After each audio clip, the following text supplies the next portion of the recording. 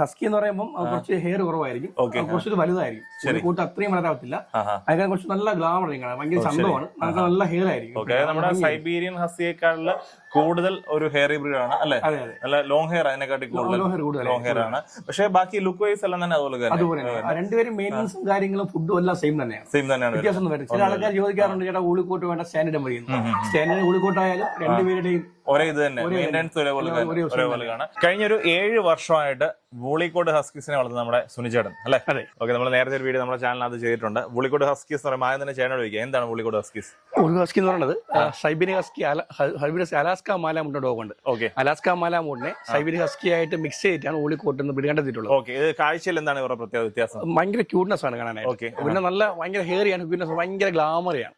സാധാ ഹസ്കിയുടെ same character തന്നെയാണ് അവർക്ക്. ശരി, പക്ഷേ ഭയങ്കര ക്യൂട്ടാണ്.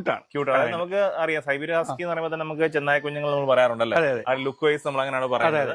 നീലക്കണ്ണ്, അതിന്റെ ഒരു ഹെയർ അല്ലെ എല്ലാം കൂടെ വെച്ചിട്ട് അങ്ങനെ പറയുന്നത്. ഈ വൂളിക്കോട് എന്ന് പറയുമ്പോൾ അതിനേക്കാട്ടിൽ കാഴ്ചയിൽ കാണാൻ ഭംഗിയാണ്.